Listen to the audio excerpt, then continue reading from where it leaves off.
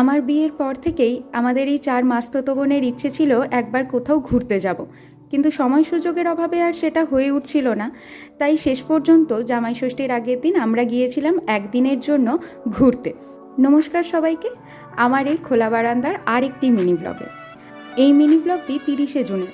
আমরা 4 বোন মিলে একটা গাড়িতে করে বেরিয়ে গিয়েছিলাম একদিনের জন্য ঘুরতে। এই দিন ছিল প্রচণ্ড গরম, কিন্তু যতই গরম হোক আমাদের হই হুল্লোড়ে তা কোনোভাবেই বাধা সৃষ্টি করতে পারবে না। এইভাবেই আমরা চলে এলাম আমাদের ডেস্টিনেশানে।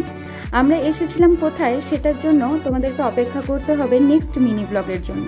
ততক্ষণ পর্যন্ত এই জায়গাটা দেখে তোমরা কমেন্ট করে জানাও যে আমরা কোথায় গিয়েছিলাম বলে মনে হয়।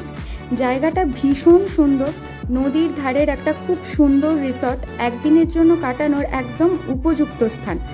চারিদিকের পরিবেশটা এত ভালো লেগেছিল আমাদের, আমরা এখানে বেশ খানিকটা সময় কাটিয়েছিলাম। তারপর এখান থেকে আমরা চলে গিয়েছিলাম আর একটা নতুন জায়গায়।